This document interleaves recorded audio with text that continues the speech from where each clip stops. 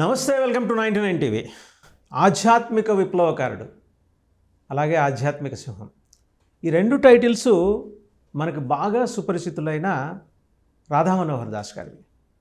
అంటే ఆయన పేరు కన్నా కూడా ఆయనకి ముందు చెప్పే ఈ విశేషణాలే ఆయన్ని ప్రపంచం మొత్తం గుర్తు చేసుకుంటుంది. తిరుపతి నుంచి బంగ్లాదేశ్ దాకా మధ్యలో వయా హైదరాబాద్ జర్నీ చేద్దామా అని అడిగాను. మీరు బంగ్లాదేశ్ నుంచి తిరుపతి వయా హైదరాబాద్ వచ్చినా నాకేం అభ్యంతరం లేదన్నారు రాధా మనోహర్ దాస్ స్వామి. నమస్తే స్వామి. హరే కృష్ణ. దేవాదాయ శాఖ చట్టంలో దక్షిణాది రాష్ట్రాల్లో ఎందుకు మార్పులు తీసుకురాలేకపోతున్నాం? వేరాజ్ ఉత్తరాది రాష్ట్రాల్లో చూస్తే ఈ రోజుకి అయోధ్య రామయ్య మందిరాన్ని ఒక ట్రస్ట్ నడుపుతోంది. గవర్నమెంట్ దాంట్లో ఇన్వాల్వ్ కావట్లా. పెద్ద పెద్ద బిగ్ హెడ్స్ ఉండి కూడా బీజేపీ నుంచి ఆలోచించి వాళ్ళు ఎవరు ట్రస్ట్లో సభ్యులుగా ఉంటారేమో కానీ ప్రభుత్వం రామయ్య మీద పెత్తనం చేయడానికైతే అక్కడ లేదు. ఆ వ్యవస్థ మనం ఎందుకంటే కాంకరెంట్ సబ్జెక్టు కాదు, ఇది స్టేట్ సబ్జెక్ట్ అయ్యేప్పటికీ స్టేట్స్కి అపరిమితమైన అధికారాలు వచ్చేసి దేవుడి సొమ్ము రాళ్ల పాలవుతుంది, రాజుల పాలవుతుంది, రాళ్ల పాలవుతుంది. దీన్ని మనం మార్చుకోలేమా sir? This all depend on honesty. This all depend on dedication and devotion. అవన్నీ ఉంటే అవుతాయి. ఇప్పుడు చూడండి, కుంభమేళ కోట్ల మంది ఈ రోజుకి 10 కోట్ల మంది స్నానాలు, 5 రోజుల్లో 10 కోట్ల మంది స్నానం. వచ్చిన వాళ్ళందరికీ ఫుడ్ ఫ్రీ, వాటర్ ఫ్రీ. అదే మనమైతే వ్యాపారం చేస్తాం. మేము అక్కడ వెళ్తుంటే బాబాజీ అయ్యే అని పిలిస్తే మేము స్నానం చేసి వెళ్తున్నాం. ఈ ఇసుకలో చెప్పు లేకుండా నడుస్తుంటే ఎండ కాస్త రిలాక్స్ అవుదామని ఒక టెంట్, ఒక భజన కుటీరం అక్కడ ఆగాం. అయ్యే బాబాజీ ప్రసాద్ ఖాయి అన్నారు. ఇంత పెద్ద చపాతి అమ్మ వాళ్ళు సబ్జీతో పెట్టేశారు. వాడు తినేసరికి కడుపుండిపోయింది. మేము లేచి వెళ్ళిపోబోతున్నాం. नहीं बाबाजी और एक खाई है, नहीं पेट भरे, नहीं अन्ना, नहीं ये पुदीना का रोटी है आधा खाई है. ఇటు అల్లుడే ఉన్నా ఇక్కడ. నేను అన్న పక్కన ఉంది, మనం అల్లులో ఏంట్రే బతిమాలుతున్నారు వీళ్ళు అది అని అన్నాను. అసలు మానవాళ్ళు కానీ ఇక్కడ పెడితేనా గ్లాసు 100 రూపాయలకి నీళ్ళు, 1000 రూపాయలకి చపాతీ అమ్మేస్తారా వీళ్ళు, బతిమాలు పెడుతున్నారు. ఇది నేర్చుకోవాలి. ఇది ఒకట. 2 అమర్నాథ్ నేను మిస్ అయిపోయాను 2007లో. వెళ్ళొచ్చిన నా జూనియర్ చెప్పాడు, వాళ్ళు కొట్టుకుంటున్నారు ప్రభు అన్నాడు. దేనికి? మా దగ్గర తినాలి. నేను ఎక్స్పీరియన్స్ అయ్యానండి అమర్నాథ్ 2012. 1/2 కేజీ బియ్యం వండాలంటే 1/2 సిలిండర్ అయిపోద్ది ఆ చలికి. అలాంటి చోట 40 రకాలు వేసి పెట్టి, బాబాజీ చెప్పులు చాహియే, టవల్ చాహియే, తీసుకునేవాడిని అడుక్కుంటారు. ఇక్కడ అడుక్కునే వాళ్ళే ట్రీట్ చేస్తారు. ఇప్పుడు దేవాలయాల్లో ఎవరైతే ఉన్నారో ఎంప్లాయీస్ ఆర్ ఈఓస్, వీళ్ళందరూ ఎవరు? వీళ్ళంతా పనోళ్ళు. ఎవరి మీద బతుకుతున్నారు? దేవుడు ఓకే, హుండీల్లో డబ్బులు వేసే వాళ్ళ మీద ఎవరు వేస్తున్నారు? భక్తులు. కాబట్టి వచ్చినోడు బాసులా కదా ట్రీట్ చేయాలి.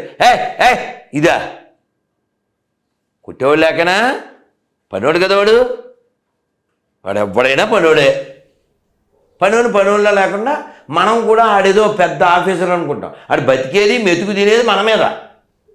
మీకు గుర్తుండే ఉంటుంది, తిరుమలలో ఆ సంఘటన జరిగిన తర్వాత మీరు తిరుమల వీధుల్లోనే మాట్లాడారు. I still remember. చంటిబిడ్డకి పాలిచ్చే బాలింత తల్లిని ధర్నా చేసినందుకు అరెస్ట్ చేసినప్పుడు మీరు తిరగబడ్డారు. ఆ రోజు కాకతాళీయంగా మీరు అక్కడ ఉండటం జరిగింది. దాని మీద మీరు ఆ రెస్పాండ్ అయ్యి చాలా బలంగా వ్యతిరేకంగా మాట్లాడినప్పుడు దిగొచ్చింది ఆ ట్రస్ట్ వాడిని ఏమంటారు, పాలక మండలి అనుకునే సేవా మండలి దిగొచ్చింది, సారీ చెప్పింది. ఇలాంటి సంఘటనలు గడిచిన 5 ఏళ్ళలో మనం చూసాం. ఇప్పుడు తగ్గుండొచ్చు కాక, కానీ మోరల్లెస్ అదే రకమైన ట్రీట్మెంట్. ఇప్పుడు ఈ 10 రోజులు సామాన్య భక్తులకు ఎవరికైనా ముక్కోటి దర్శనం జరిగిందా చెప్పండి, ఉత్తర ద్వార దర్శనం జరిగిందా చెప్పండి. నేనైతే నాకున్న సమాచారం ప్రకారం లేదు. విఐపీలు సెలబ్రిటీలే. రేపు ఉత్తర ద్వారం స్వామివారి ఉత్తర ద్వార దర్శనం పూర్తయింది అని టీటీడీ ప్రకటించేదాకా సామాన్య భక్తులు వెళ్ళటానికి ఇష్టపట్టాల. వెళ్ళి ఆ స్టాంపేడ్లో ఎక్కడేమవుతుందో తెలియక. ఇలా ఆర్గనైజేషన్ మీరు ఇందాకే అన్నారు ఈ 10 రోజులు మీరు రామాకండి అని అన్నారు సెలబ్రిటీని. కానీ ఇప్పుడు వాళ్ళు యూ దీన్ని ప్లీజ్ కాదు అపీల్ టు ద గవర్నమెంట్. కాదు, దాన్ని తిప్పి వాడుతున్నారేమో. సామాన్య భక్తులారా 10 రోజులు రాకండి, మేము సెలబ్రిటీని వారి మిమ్మల్ని దేకేది లేదు, వారిని నాకేది తప్ప అన్నట్ట.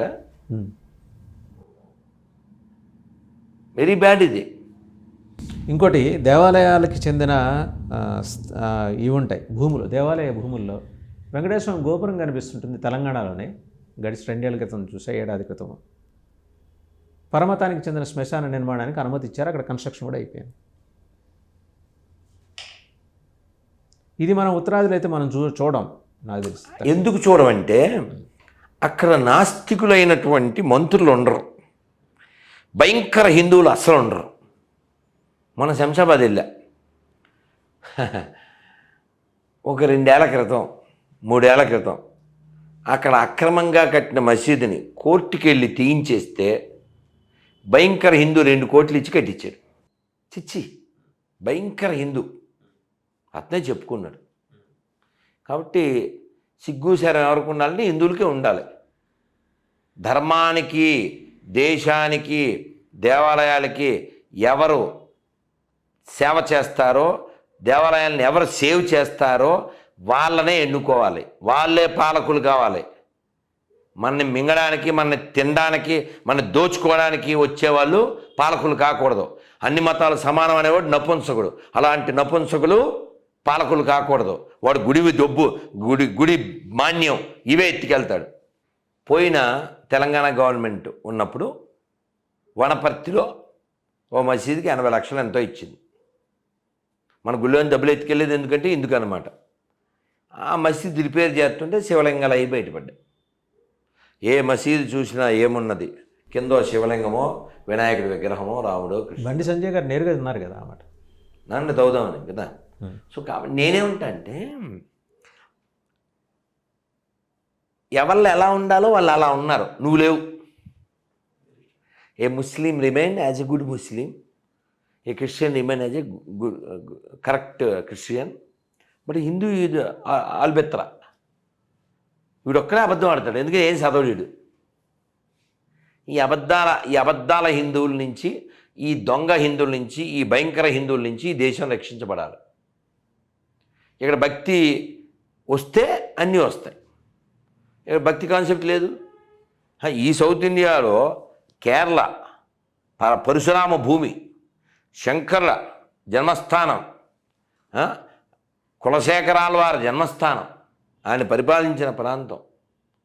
ఆ కులశేఖరాల వారు స్వామివారి ముందు మెట్టుగా ఉన్నాడు. ఈ సౌత్లో రాయలవారు వెంకటేశ్వరాన్ని తింటేనే, గంట వినపడితేనే తినేవాడు. ఎన్నో దేవాలయాలకి గోపురాలు కట్టించి, నిర్మాణాలు చేయించి, భూములిచ్చి, విరాళాలు ఇచ్చి, నగలిచ్చి, కిరీటాలిచ్చి, చెరువులు తవ్వించి, అది రాజు అంటే. గుళ్ళో డబ్బులు ఎత్తుకెళ్ళేవాడు దొంగ. గుళ్ళో డబ్బులు ఎత్తుకెళ్ళే ఏ ప్రభుత్వం అయినా దొంగ. You don't have right. This is against the constitution also. నేను ఏదో ఒక జూమ్ ఈ కోవిడ్ టైంలో ఆ జూమ్లో మాట్లాడుతూ, actually government suppose to be A watch dog అన్నాను. అంటే అవతల పక్కడు మమ్మల్ని కుక్కంటా నువ్వు డూ అని మీదకి వచ్చిండు. మిగిలిన వాళ్ళు చెప్పారు, సార్ ఆయన ఏం మిమ్మల్ని తిట్టలేదు సార్ అని ఇంగ్లీష్లో చెప్పారంతే. మిమ్మల్ని కుక్క అనలేదు, కానీ నిరూపించుకున్నారులే అని అనలేదు. కానీ ఆ విషయం ఆ మాట వాడైతే నిరూపించుకున్నాడు. వాచ్ డాగ్ అంటే ఏంటండి? పరిశీలించడానికి, పర్యవేక్షణ చేయడానికి, నాట్ ఫర్ పెత్తనం. Constant and incessant monitoring, that's it, అంతే. నో పెత్తనం, నో పెత్తనం, జస్ట్ మానిటరింగ్ అంతే. కాబట్టి గుళ్ళో డబ్బులు ఎత్తుకెళ్ళే ఏ ప్రభుత్వమైనా దొంగే. మీకు హక్కు లేదు. రాజ్యాంగ విరుద్ధం, ధర్మ విరుద్ధం, దైవ విరుద్ధం. కాబట్టి పని వాళ్ళు ఉండండి. ఇక 2-3 వ్యక్తుల గురించి మనం మాట్లాడుకోవాలండి. అంటే since it's going to be a very lengthy interview. ఒక స్టాలిన్, ఉదయనిధి తండ్రి స్టాలిన్, కొడుకు స్టాలిన్, ప్రకాష్ రాజ్. వాస్తవంగా చిన్న స్టాలిన్ తోటి, కొడుకు స్టాలిన్ తోటి మొదలైంది వివాదం. సనాతన ధర్మం కరోనా వైరస్ లాంటిది. దాని మీద పెద్ద ఎత్తున ప్రొటెక్షన్ జరిగినాయి.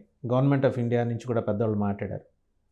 కోర్టులు చాలా డిఫరెంట్గా దాని మీద ఏమి చర్యకి ముందుకెళ్ళిన పరిస్థితి అక్కడ కనబడలే ఇక్కడ. స్టాలిన్, తండ్రి స్టాలిన్, కొడుకు స్టాలిన్ వాళ్ళని సపోర్ట్ చేస్తూ ప్రకాష్ రాజ్ గారు ఆ సభలో బాగా చెప్పానా అని అడగటం విని చూశారు. సనాతన ధర్మం నిజంగా కరోనా వైరస్ లాంటిదంటారా? అలా అయ్యుంటే వీళ్ళంతా ఎప్పుడో అసలు మాట్లాడే ఛాన్స్ ఉండేది కాదు కదా. సనాతన ధర్మం అందరి మేలు కోరుతుంది కాబట్టే ఎవరిని దోచుకోమని చెప్పలేదు, ఎవరిని ఆక్రమించమని చెప్పలేదు, ఎవరిని ఎత్తుకురామని చెప్పలేదు. ప్రపంచం అంతా ఎవిడెన్స్ ఉన్నది మనకే, ఎథిక్స్ ఉన్నది మనకే, ఎపిక్స్ ఉన్నది మనకే. సిగ్గులేదు కాబట్టి వాడు గొర్రె కాబట్టి స్టాలిను, వాడు వైరస్లో ఉన్నాడు కాబట్టి వాడు వాగుతాడు. వాడు సిగ్గుంటే సనాతన ధర్మ వైరస్ అన్నాడు గుళ్ళ మీద పెత్తనం వదిలేయచ్చు కదా. రాష్ట్రం బతికేదే గుళ్ళ మీద. దాని పేరే temple state, not simple state. ఆళ్వార్లు 12 మంది పుట్టింది అక్కడే, నాయనార్లు పుట్టింది అక్కడే, ప్రపంచంలో పెద్ద దేవాలయాలు ఉన్నది అక్కడే. కానీ దరిద్రం ఏంటంటే ద్రవిడవాదం ఒక దరిద్రవాదం తెచ్చి ధర్మనాశనం ఎలా చేయాలి అంతే, ఇంకేమీలే. కూతుర్ని పెళ్లి చేసుకునే బ్యాచ్ వీళ్ళు మాట్లాడతారు, వీళ్ళు మనకు ఉపన్యాసాలు చెప్తారు. వాడిని అడిగితే ఆ కూతుర్ని పెళ్లి చేసుకున్న బ్యాచ్ గాడు అవును మనం మొక్కేసాం, ఆ పండ్లు వస్తాయి తింటాంగా అంటాడు. అది వీళ్ళు మనకు ఉపన్యాసాలు ఇస్తారు. వీళ్ళు ఎంత దద్దమ్మలంటే, మీరు వెళ్ళారు శ్రీరంగం, ఆ గుడి ముందు ఆడి విగ్రహం, దాని కింద there is no God, there is no god. Srirangam ప్రస్తావన చేశారు, కాంచీలు కూడా అదే, కంచి కామాక్షి తెలుసు, విగ్రహాలు పెట్టారు, సేమ్ అదే డైలాగు.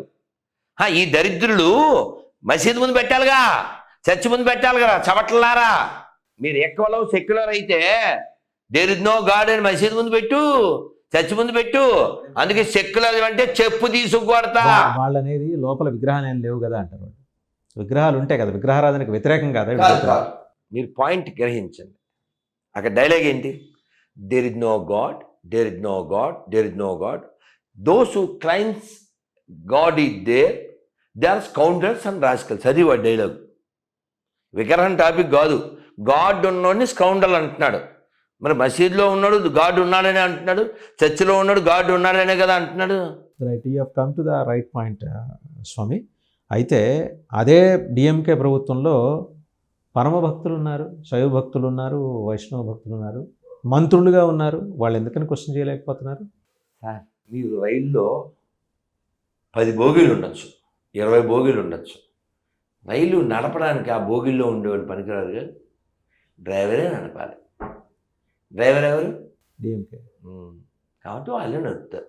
అవును, దానికి ముదిగొండ శివప్రసాద్ గారు ఎంత బాగా చెప్పారు. డిఎంకే అర్థం దొంగ ముండాకుడుకులు పార్టీ అని పెట్టారు.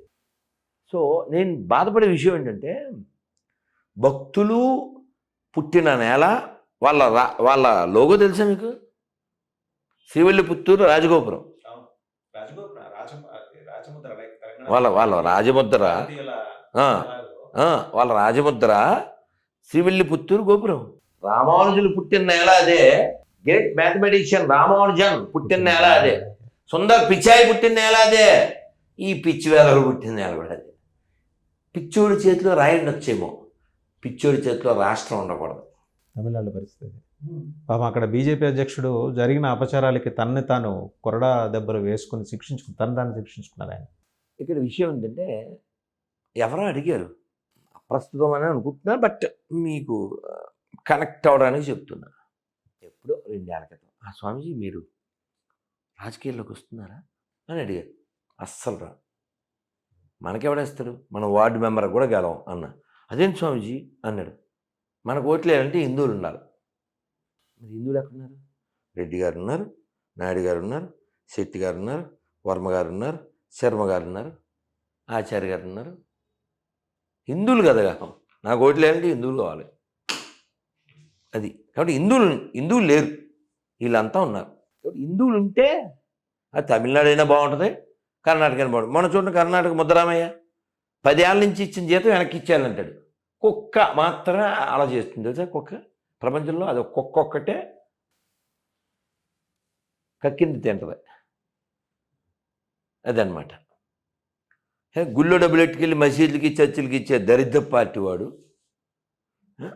ఇప్పుడు జోక్ ఏంటి అంటే ప్రార్థనా స్థలాల చట్టం అలాగే ఉంచాలంట. ఎందుకు ఉంచాలి? దొంగతనాన్ని దొంగోడిని కనిపెట్టకుండా ఉండటానికి. దొంగలు వచ్చి మీ కెమెరాలు ఎత్తిపోయారు, 3 కెమెరాలు ఎత్తిపోయారు. వెంటనే ఆ దొంగోడు రాజుని ఆశ్రయించాడు. రాజు చట్టం చేశాడు, ఎవరి దగ్గర వస్తువులు ఉన్నాయో అవి వాళ్ళవే, ఎవరు ముట్టకూడదని. ఇంక మీరు ఎక్కడికి వెళ్తారు సార్ ఇప్పుడు? ఇందుక గవర్నమెంట్ గాడి తిరిగాడానికి ఎవడి వస్తువు వాడికి చెందాలి, అది కదా చెప్పాలి. ఎవడ వస్తువు ఎవడో ముట్టకూడదు, ఈ చట్టం. చిన్నప్పుడు చూడండి ఏదో ఆట ఆడేవాళ్ళం, ఎవరు కదలకుండా ఏదో ఆట ఉండేదండి. వీరి వీరి గుమ్మ ఎక్కడ దొంగలు అప్పటికి గప్చుప్ అని వదిలేస్తే ఏదో ఒక ఆట ఉండేది, అలా కదలకుండా ఉండిపోవాలి, కదిలితే అవుట్ అయిపోవాలి. అలాగా గుళ్ళు ఆక్రమించి ఇప్పుడు చూడండి సంబాల్లో ఆయన దాన్ని తవ్వుతుంటే గుళ్ళు వస్తున్నాయి, బావులు వస్తున్నాయి, విగ్రహాలు వస్తున్నాయి. ఎప్పుడో 1000 ఏళ్ళ క్రితం కాదు, 78లో ఆక్రమించబడింది అండర్ కాంగ్రెస్. కాబట్టి మనం హిందువులుగా ఉంటే ఉంటాం సార్, హిందువులుగా ఉంటే ఉంటాం. మేము పలానా క్యాస్ట్ అంటే తర్వాత అయ్యేది ఓన్లీ రోస్టే. ఇప్పుడు బంగ్లాదేశ్లో మొన్న చంపేసిన తర్వాత ఏ కాఫీరాయి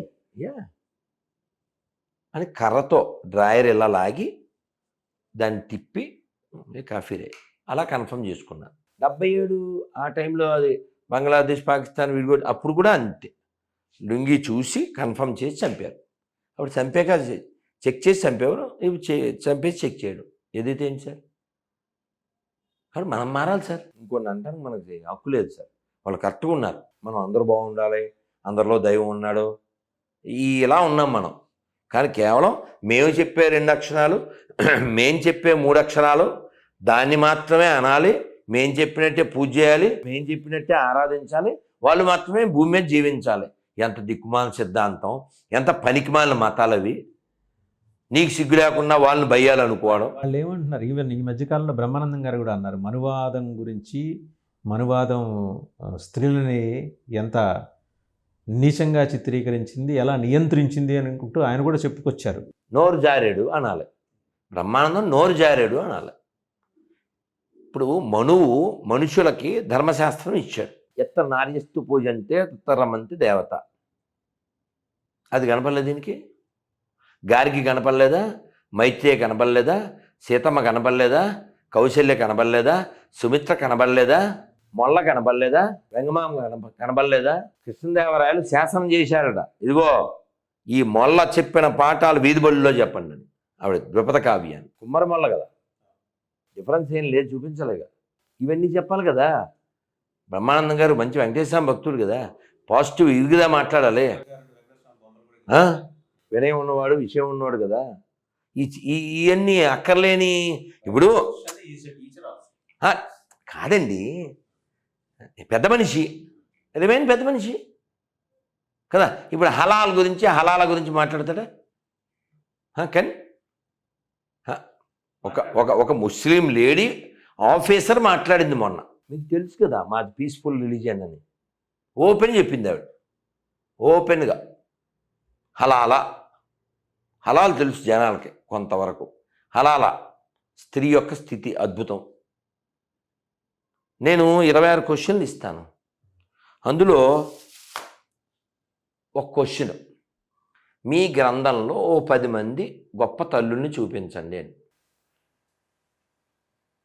మనం సీతమ్మ గురించి చెప్పగలం, డొక్కా సీతమ్మ గురించి చెప్పగలం. వాళ్ళు ఎవరు చూపిస్తారు సార్? 1 or 2 ఏం చూపిస్తారు? కదండి, అక్కడ లెదర్కున్న ఇంపార్టెంట్ మదర్కి లేదుగా, ఏం చూపిస్తారు? ఈ మాట్లాడాలి కదా. స్త్రీకి మనం విలువ బట్టి ఎక్కడ దాకా వచ్చాం. మాతృదేవో భవ ఎవడన్నా చెప్పాడా భూమి మీద? భూమిని అమ్మ అనుకోమని, నీళ్లు గంగమ్మ అనమని, అన్నాన్ని అన్నపూర్ణ అని, పుస్తకాన్ని సరస్వతి అని, డబ్బుని లక్ష్మి అని రెస్పెక్ట్ ఇచ్చామండి. మనువు తొక్కుమని చెప్పాడా? మనువు చెప్పింది ఏమిటి? స్త్రీ శారీరకంగా బలహీనరాలు కాబట్టి షీ షుడ్ బి అండర్ వృద్ధాప్యంలో కొడుకు, యవనంలో భర్త, బాల్యంలో తండ్రి. నా స్త్రీ ఎందుకు ఇప్పుడు స్వతంత్రం ఎక్కువయ్యి జీవితాలు కోల్పోయేది. అక్కడ ఉద్దేశం గ్రహించాలి కదా, యాటిట్యూడ్. ఆ యాటిట్యూడ్ లేకుండా మనుషులందరికీ రాశారండి. ఏదో ఇప్పుడు ఇంకో విషయం ఏంటంటే, బ్రహ్మానందం గారు కావచ్చు, ఇంకొకరు కావచ్చు, పూరి జగన్నాథ్ కావచ్చు, కేవలం మన గ్రంథాల మీద మాత్రమే మాట్లాడతారు, ఇంకోటి మాట్లాడతారు. ఎందుకంటే మాట్లాడితే ఏమొద్దు తెలుసు కాబట్టి. నా కోరిక ఏమిటంటే, వీళ్ళు సోషలిస్టులు అనుకుంటే అన్నీ మాట్లాడాలి, లేకపోతే ఏమి మాట్లాడరు. ఇప్పుడు ఎవరింట్లో మను ధర్మశాస్త్రం బుక్ అని చెప్పు, నీ ఇంట్లో ఉందా? పోనీ ఏమన్నా రాజ్యాంగం ఏమన్నా ఎవరైనా శాసనం చేసాడా? ఎవరి జీవితం వాళ్ళు జీవిస్తున్నారు కదా. పోనీ ఈ వాదాలు ఎవరైతే మాట్లాడతారో ఈ దేశాన్ని 800 ఏళ్ళు ఎవరు పరిపాలించారు, 300 ఏళ్ళు ఎవరు పరిపాలించారు, అప్పుడు ఎవరెవరిని తొక్కారు? పోనీ నువ్వు చెప్పు. నువ్వు పడి ఏడుస్తుంటావు కదా ఒక వర్గానికి, చెప్పు ఎవరెవరిని తొక్కారు? ఔరంగజేబు స్థలాలు ఇస్తే మీరు గుళ్ళు కట్టుకున్నారని చరిత్రలో రాశారు, మేము కూడా చదివాం అది. ఔరంగజేబుకి దేశానికి సంబంధం ఏంటి? దొంగోడు మాకు స్థలం ఇవ్వడం ఏంటి? దయతో కరుణతో స్థలాలు ఇస్తే మీరు గుళ్ళు కట్టుకున్నారు. ఔరంగజేబు ఇక్కడికి ఎలా వచ్చాడు? ఇక్కడ వాళ్ళ పుట్టాడా? దొంగ, బాబర్ దొంగ, ఔరంగజేబు దొంగ, తైమూర్ దొంగ, వాడిని సపోర్ట్ చేసినవాడు లంగ. అది నా బెంగ. వాడి పేరు సైఫ్ అలీ ఖాన్ కొడుకు పేరేంటి? తైమూర్. వాడు ఒక్క రోజులో 1,00,000 మంది హిందువులు చంపినోడు. మనకేం సంబంధం అంటున్నా? ఇక్కడ పుట్టినోళ్ళ, ఇక్కడ చచ్చినోళ్ళ? దొంగోడికి మాకు సంబంధం ఏంటి రిలేషన్ ఏంటండి? ఇంకోటి, ఇప్పుడు మొన్న బ్రదర్ షఫీ ఆయన ఫ్లైట్లో కలిశారు ఎయిర్పోర్ట్లో. గురూజీ మన ఇద్దరం ఒక చోట కూర్చుందాం అన్న. ఆయన బలివాసారు సంతోషంగా అన్నాను.